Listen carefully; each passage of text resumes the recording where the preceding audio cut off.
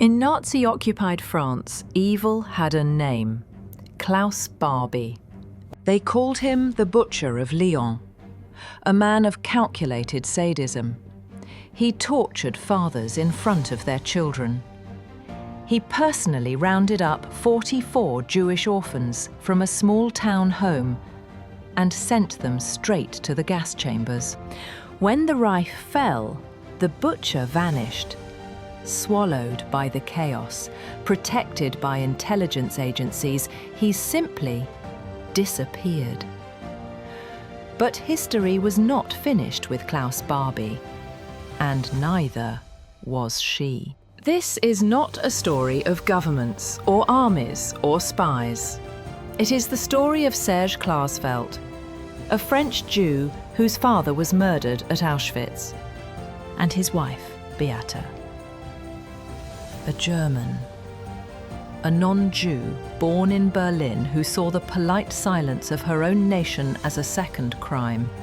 While the world tried to forget, the Klarsfelds made a vow. They would become hunters. Their prey?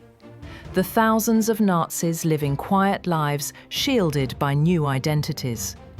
Their primary target? The Butcher of Lyon.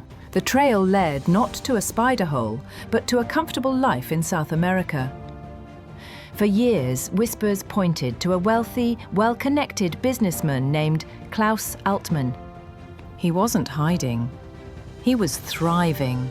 Protected by Bolivia's right-wing dictatorship, he was an interrogation consultant, a wealthy exporter. He was untouchable. The Klarsfelds presented their proof to France, to Germany, to the world. But governments were slow.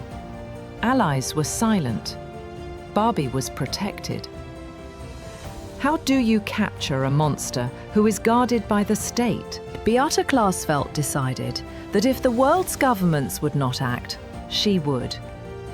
If meticulous paperwork was not enough, she would use a different weapon. She slapped him. In broad daylight. It was the slap heard round the world.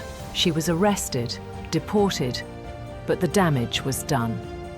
The quiet businessman, Klaus Altmann, was gone.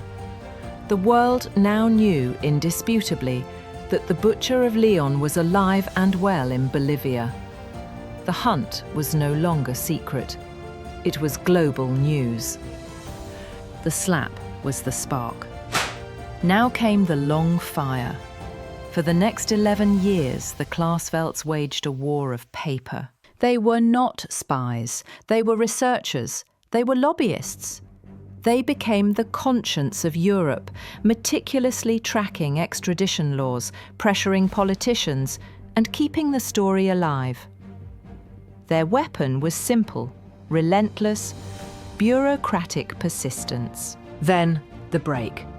A new democratic government in Bolivia was no longer willing to protect a Nazi monster for the world to see. He was tried in the very city he once terrorized. The trial was not about one man. It was about memory. We are here. We, the children he could not kill. We are here to see him. He was sentenced to life in prison.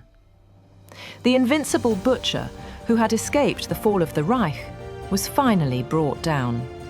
Not by an army, but by the stubborn memory of two people who refused to let the world forget. Justice can be slow. It can be buried. But it has a long memory, and sometimes it has a human face.